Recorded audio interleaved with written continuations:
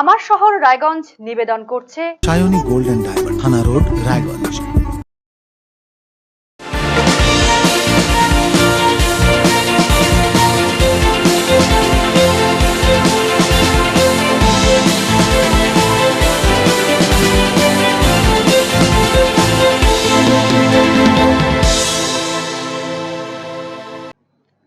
নমস্কার, দেখছেন আরসিটিভি সংবাদ আমার শহর রায়গঞ্জ নিয়ে আপনাদের সঙ্গে আমি রিজু। প্রথমে যে খবরের দিকে চোখ রাখবো। প্রতিশ্রুতির মতো রায়গঞ্জ শহরে যানজট নিরসনে উদ্যোগী হলেন বিধায়ক কৃষ্ণ কল্যাণী। উচ্চ পর্যায়ে প্রশাসনিক বৈঠকে যানজট ঠেকাতে রায়গঞ্জ পৌর বাসস্ট্যান্ডকে শিলিগুড়ি মোড়ে স্থানান্তরের প্রস্তাব দিয়েছেন বিধায়কের এই প্রস্তাবে সায় দিয়েছে জেলা প্রশাসন এবং রায়গঞ্জ পৌরসভা। প্রপোজাল পাঠানোর প্রক্রিয়া শুরু হয়েছে বলে জানিয়েছেন বিধায়ক। শিলিগুড়ি মোড়ে পূর্ত দপ্তরে অব্যবহৃত জমিতে গড়ে উঠবে নতুন পৌর বাসস্ট্যান্ড। খুশির আবহ শহরবাসীর মধ্যে। রায়গঞ্জ বিধানসভা উপনির্বাচনের আগে শহরের যানজট নিরসনের প্রতিশ্রুতি দিয়েছিলেন তিনি।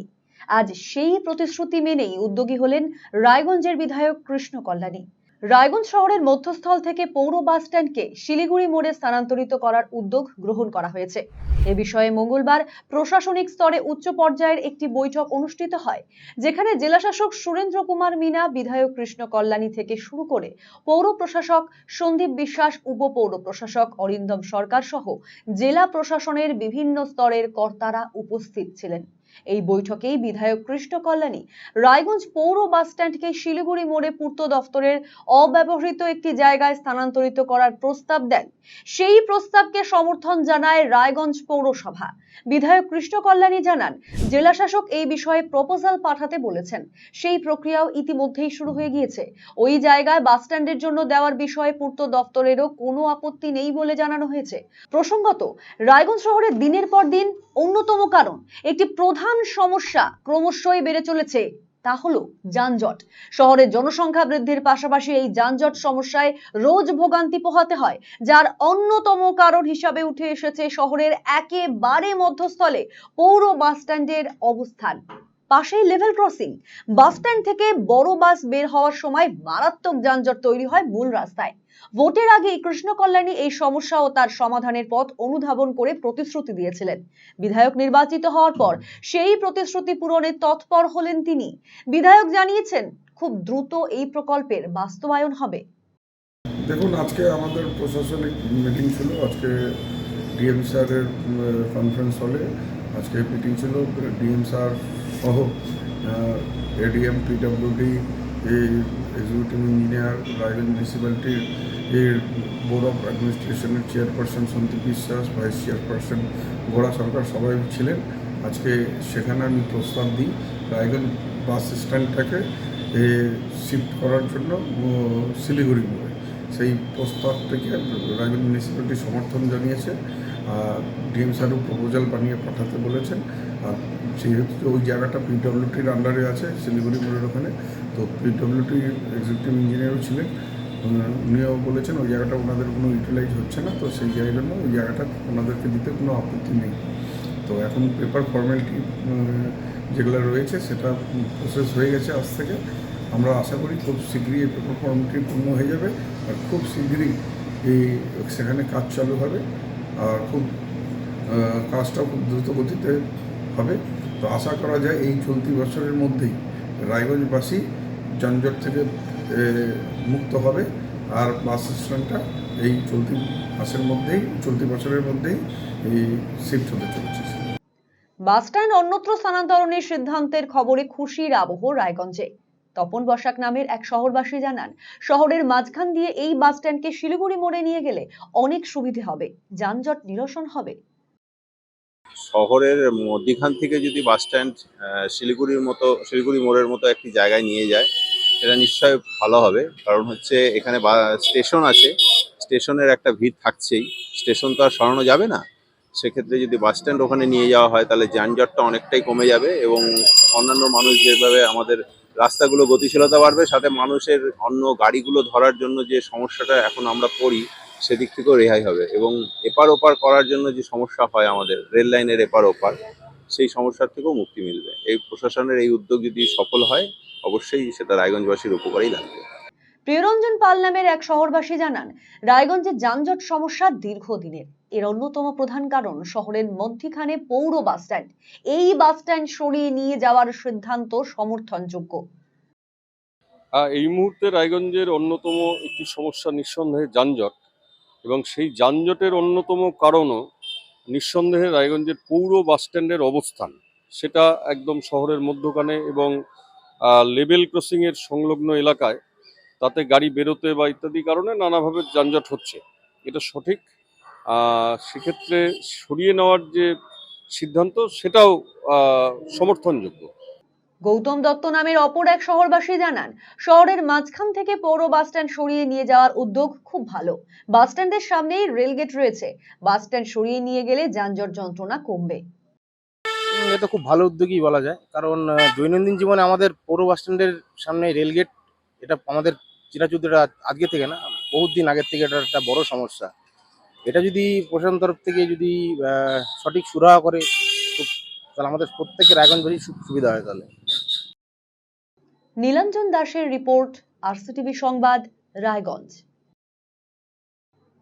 আরজি করে মহিলা চিকিৎসককে ধর্ষণ করে খুনের অভিযোগ ঘিরে ক্রমশই জোরালো হচ্ছে আন্দোলন কর্মসূচি। কর্মবিরতি জারি রেখেছেন চিকিৎসকেরা, দাবি একটাই, সুবিচার চাই।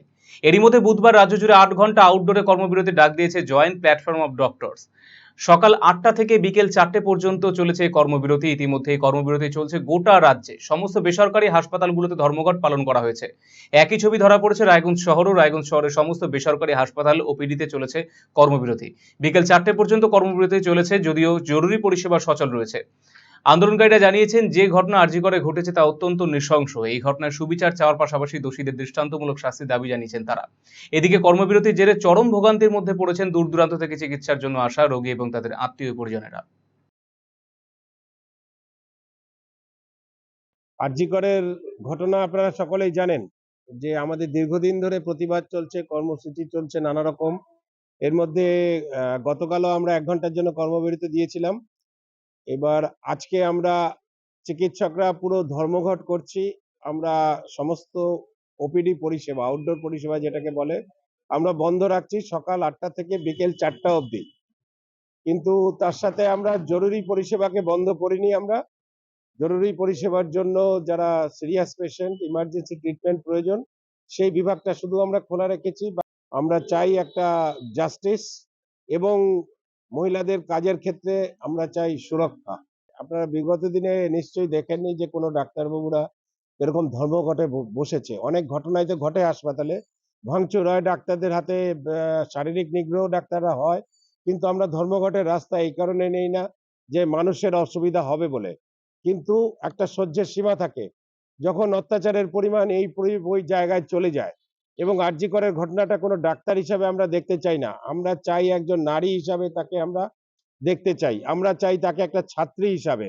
সুতরাং আমরা সবসময় চাই প্রতিটি সমাজের প্রতিটি স্তরে এর প্রতিবাদ হওয়া উচিত, শুধু ডাক্তারদের ঘটনা নয়। এটা আমাদের ভবিষ্যতের সুরক্ষা জড়িয়ে আছে, আমাদের মা বোন মেয়েদের।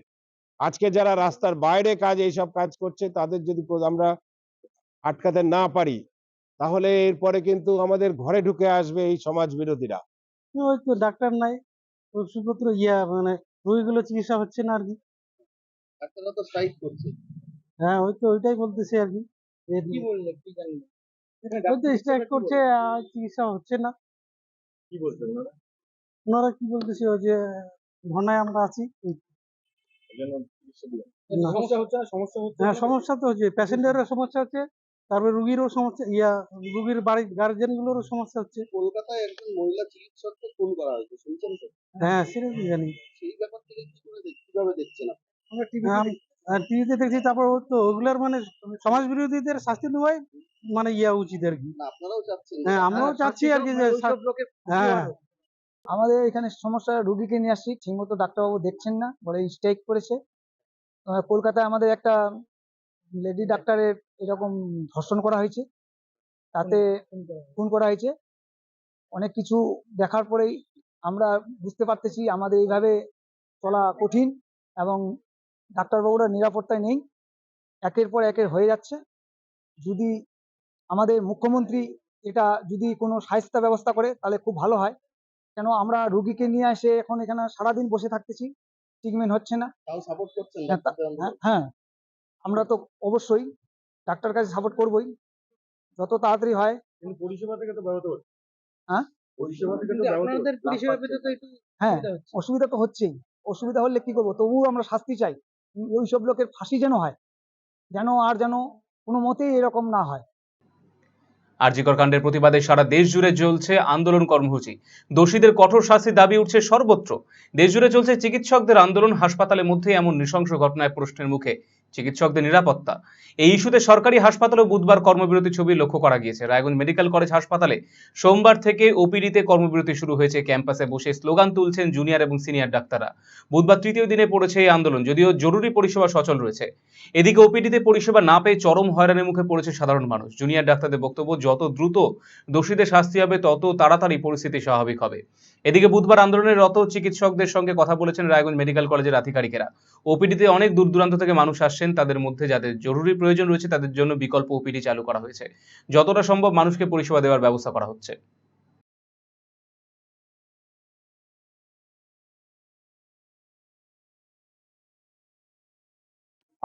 ওটা আমাদের অ্যাকচুয়ালি জানা নেই। আমাদের অ্যাডমিনিস্ট্রেশনে যা কথা হয়েছিল যে আমরা ওপিডি বন্ধই রাখছি, আমাদের জুনিয়র সিনিয়র ডক্টরসে নিয়ে ডিসিশন নেওয়া হয়েছিল।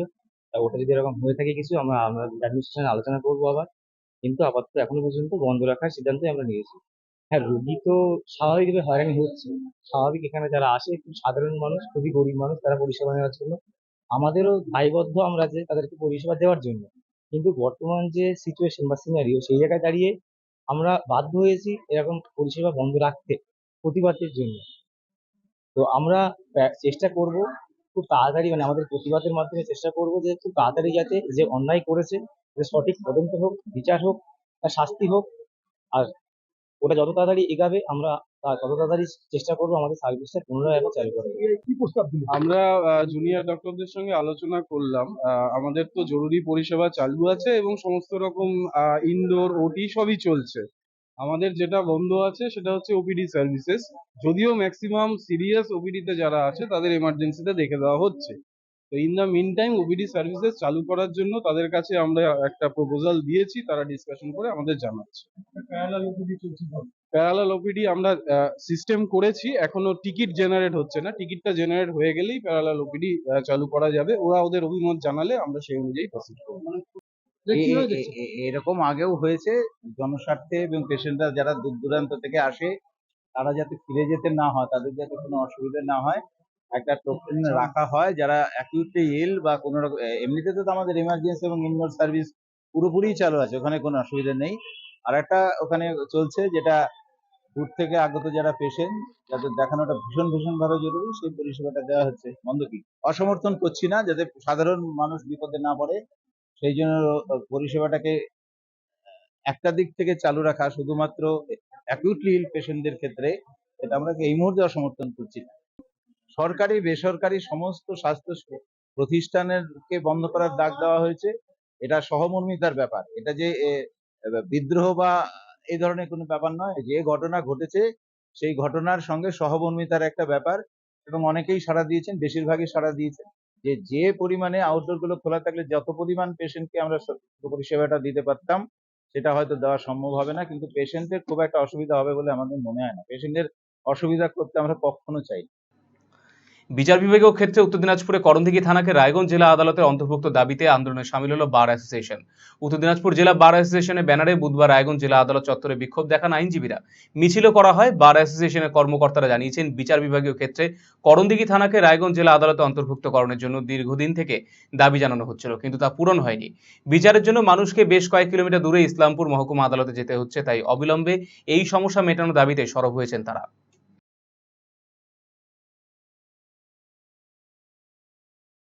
দেখুন, আপনারা জানেন যে আমাদের দীর্ঘদিনের একটা দাবি ছিল যে করণদিঘি থানাকে রায়গঞ্জ এই জেলা আদালতের অন্তর্ভুক্তি করার জন্য বিচার বিভাগীয় ক্ষেত্রে, কিন্তু সেটা করা হচ্ছে না বলে আজকে আমরা আন্দোলনে নামতে বাধ্য হয়েছি। কারণ আপনারা এই বিষয়ে সমস্ত অবগত আছেন যে পুলিশ অ্যাডমিনিস্ট্রেশন তাদের সুবিধার জন্য করণদিঘি থানাকে রায়গঞ্জ পুলিশ ডিস্ট্রিক্টের আন্ডারে রেখেছে, এবং রায়গঞ্জ থেকে করণদিঘির যা দূরত্ব, তাদের লিটিগেন্টসদের অতি সহজে রায়গঞ্জে এসে বিচার পেতে পারে, কিন্তু সেটা না হয়ে তাদের ইসলামপুরে চলে যেতে হচ্ছে। প্রায় 200 কিলোমিটার তাদের যেতে হচ্ছে। সেই লিটিগেন্টদের অসুবিধার কথা চিন্তা করেই আমরা দীর্ঘদিন থেকে দাবি রেখেছিলাম যে করণদিঘিকে যেন অবিলম্বে রায়গঞ্জ এই জেলা আদালতের অন্তর্ভুক্ত করা হয় বিচার বিভাগের ক্ষেত্রে, যেটা গভর্নমেন্ট নিজের পুলিশ অ্যাডমিনিস্ট্রেশনটা করে দিয়েছে অলরেডি। ঠিক আছে, সেই আন্দোলনটাই আজকে যাতে অতি সত্বর হয় সেই জন্য আজকে আমরা প্রতিবাদ জানাচ্ছি এবং এই মিছিল করে আমরা জানাবো। 14ই আগস্ট বুধবার পালিত হলো 11তম কন্যাশ্রী দিবস। এদিন উত্তর দিনাজপুর জেলাস্তরীয় অনুষ্ঠানে আয়োজন করা হয় রায়গঞ্জ বিধানমঞ্চে। চলে মনোজ্ঞ সাংস্কৃতিক অনুষ্ঠান এবং কুইজ প্রতিযোগিতা। পুরস্কৃত করা হয় কন্যা রত্নদের। এবারে কন্যাশ্রী প্রকল্পে রাজ্যের সেরার তালিকায় স্থান পেয়েছে উত্তর দিনাজপুর জেলা। কন্যাশ্রী আজ বিশ্ব সেরা। রাজ্য সরকারের কন্যাশ্রী প্রকল্পের মধ্যে দিয়ে বিশ্বে অন্যতম স্থান অধিকার করেছে পশ্চিমবঙ্গ। 2011 সালে বাংলায় ক্ষমতায় আসার পর মেয়েদের কথা ভেবেই বিশেষ উদ্যোগ গ্রহণের পরিকল্পনা গ্রহণ করেছিলেন মুখ্যমন্ত্রী মমতা বন্দ্যোপাধ্যায়। তার ফলস্বরূপই 2013 সালের মার্চ মাসে তিনি চালু করেন কন্যাশ্রী প্রকল্প। তবে প্রতি বছর 14ই আগস্ট দিনটি রাজ্যের সরকারিভাবে কন্যাশ্রী দিবস হিসেবে পালন করা হয়। এবারেও একই ছবি। বুধবার 14ই আগস্ট রাজ্যের নারী, শিশু বিকাশ এবং সমাজ কল্যাণ দপ্তরের ব্যবস্থাপনায় এবং উত্তর দিনাজপুর জেলা প্রশাসনের পরিচালনায় রায়গঞ্জে পালিত হলো 11তম কন্যাশ্রী দিবস। এদিনের অনুষ্ঠানে উপস্থিত ছিলেন শিক্ষা প্রতিমন্ত্রী সত্যজিৎ বর্মন, সভাধিপতি পম্পা পাল, জেলা শাসক সুরেন্দ্র কুমার মিনা, মহকুমা শাসক কিংসুক মাইতি, ইসলামপুর পৌরসভার চেয়ারম্যান কানাইয়া লাল আগরওয়াল, রায়গঞ্জ পৌরসভার প্রশাসক সন্দীপ বিশ্বাস সহ অনেকেই। এদিন একটি বিশেষ সাংস্কৃতিক অনুষ্ঠানের আয়োজন করা হয়। চলে কুইজ প্রতিযোগিতাও। একাধিক কন্যা রত্নকে পুরস্কৃত করা হয়। মহকুমা শাসক কিংসুক মাইতি জানিয়েছেন, এবারে কন্যাশ্রী দিবসের বিশেষ আকর্ষণ হলো উত্তর দিনাজপুর জেলা রাজ্যে কন্যাশ্রী প্রকল্পে প্রথম হয়েছে। প্রত্যেক মেয়ে যাতে এই প্রকল্পের আওতায় আসে তার জন্য সচেষ্ট প্রশাসন। আমাদের প্রতি বছর যেরকম হয়, আজকে আমাদের কন্যাশ্রী দিবস পালন হচ্ছে 14ই আগস্ট, আজকে 11তম বর্ষ। তো এই উপলক্ষে যেটা আরেকটা ভালো আনন্দ সংবাদ জানিয়ে রাখা যে রাজ্যের মধ্যে উত্তর দিনাজপুর জেলা কন্যাশ্রী প্রকল্পে এই বছর প্রথম স্থান অধিকার করেছে এবং রাজ্য থেকে পুরস্কার গ্রহণের জন্য আমাদের যিনি আধিকারিক ছিলেন তিনি গেছেন এবং আমরা যেরকম জেলা স্তরের প্রোগ্রাম হয় সেটা সেই বিধানমঞ্চে হয়েছে। কন্যাশ্রী একটা জনমুখী প্রকল্প যার জন্য আন্তর্জাতিক স্তরে অলরেডি স্বীকৃতি পেয়েছে। তো আমাদের যে প্রচেষ্টা থাকে যে প্রত্যেক মেয়ে যাতে কন্যাশ্রী প্রকল্পের অন্তর্ভুক্ত হয় সেই প্রচেষ্টা আমাদের অব্যাহত থাকবে এবং এই কন্যাশ্রী প্রকল্পের জন্য স্টুডেন্টরা যেভাবে এখন বেশিরভাগ বলতে গেলে আমাদের উমেন লিটারেসি যেভাবে বাড়ছে সেটা সত্যি প্রশংসনীয়। এবং ইসলামপুর পৌরসভার চেয়ারম্যান কানাইয়ালাল আগরওয়াল জানিয়েছেন, এই প্রকল্পে এ জেলা প্রথম হওয়ায় ভালো লাগছে। কন্যাশ্রী মেয়েরা যাতে পড়াশোনা করে অনেক দূর এগিয়ে যায় তার বার্তা দেওয়া হয়েছে। এখন বাল্যবিবাহ একেবারেই বন্ধ হয়ে গিয়েছে। আজকে একটা বিশেষ আকর্ষণ আছে যে আমাদের জেলা আমাদের রাজ্যের মধ্যে কন্যাশ্রী প্রকল্পে প্রথম স্থান অধিকার করেছে। আমরা সবাইকে আমরা সবাই একটাই কথা বলেছি যে তোমরা ভালো করে পড়াশোনা করো, 18 বছরে হলেই তোমরা 25,000 টাকা পাবে, যেটা এই প্রকল্পে পাওয়া যায়। আর একটা কথা আমরা দায়িত্ব নিয়ে বলতে পারি যে এখন 18 বছরে কমে আর বাল্য বিবাহটা হচ্ছে না। এখন মেয়েরাই গার্জেনদের অভিভাবকদের বলে দেয় যে না, আমরা 18 বছর পূর্ণ না হলে আমরা বিয়ে করবো না। এখানে একদম 25,000 টাকার সুবিধা। দ্বিতীয়, সামনের দিনে ওদের ভবিষ্যৎটা আরও ভালো হয়, আরও ব্রাইট ফিউচারটা হয়। তার জন্য আজকে আমাদের সবাই মিলেই আমাদের মুখ্যমন্ত্রী মমতা বন্দ্যোপাধ্যায়কে অনেক ধন্যবাদ জানাচ্ছি। জয়িতা দাস নামের এক কন্যা রত্ন জানিয়েছেন, তিনি নিজে উদ্যোগী হয়ে তার এক নাবালিকা সহপাঠীর বিয়ে রুখতে সক্ষম হয়েছেন। কন্যাশ্রী ক্লাব তাদের সহযোগিতা করেছে। আমি খুশি অত্যন্ত, আমার ক্লাসমেটের বিয়ে আমি আটকেছিলাম। আমি নিজেকে কন্যাশ্রী প্রকল্পের একজন হতে পেরে আমি অত্যন্ত গর্বিত বোধ করছি। আমাদের স্কুলে কন্যাশ্রীর একটা ক্লাব আছে, সেখানে আমি সদস্য সেখানকার। তো যে মেয়েটার বিয়ে আমি আটকেছি সে আমাদেরই ক্লাসমেট। তো সে আমাকে জানায় যে সে 18 বছর আগে বিয়ে করতে চায় না।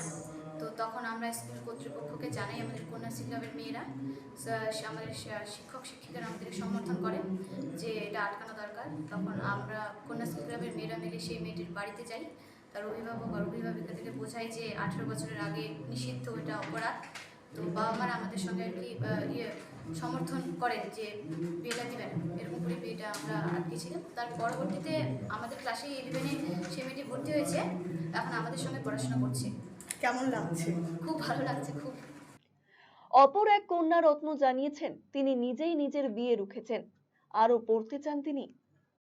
হ্যাঁ, আমার বিয়ে ঠিক হয়ে গেছিল এবং আমি নিজের বিয়ে নিজেই আটকেছি এবং পুলিশকে জানাইছিলাম এবং আমাদের স্কুলের প্রধান শিক্ষককেই বলেছিলাম যে আমার বিয়ে হচ্ছে, আমি বিয়েটা করতে চাই না এবং আমি পড়াশোনা করব এবং আমার পড়াশোনাতে আমার ইচ্ছা আছে, আমি বিয়েটা করতে চাই না। আরসিটিভি সংবাদ, রায়গঞ্জ।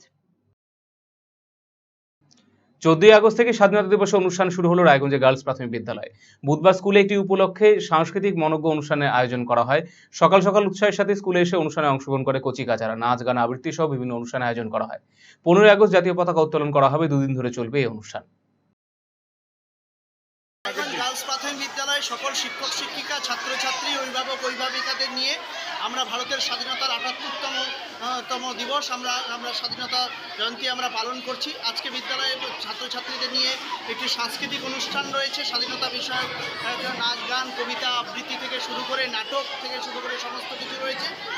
আগামীকাল আবার জাতীয় পতাকা উত্তোলনের মাধ্যমে আমরা আমরা আমরা এই দিনটিকে গর্বের সাথে পালন করব। আমাদের 2 দিন ধরে প্রতি বছরই আমরা করি, কারণ আমাদের শিডিউল অনেক বড় থাকে একদিনে সম্পন্ন হয় না, সেজন্য 2 দিন থেকেই আমরা শুরু করে দিই। আমার শহর রায়গঞ্জ এখনকার মতো এই পর্যন্ত। অন্যান্য সমস্ত খবরের জন্য চোখ রাখুন আরসিটিভি সংবাদে। নমস্কার।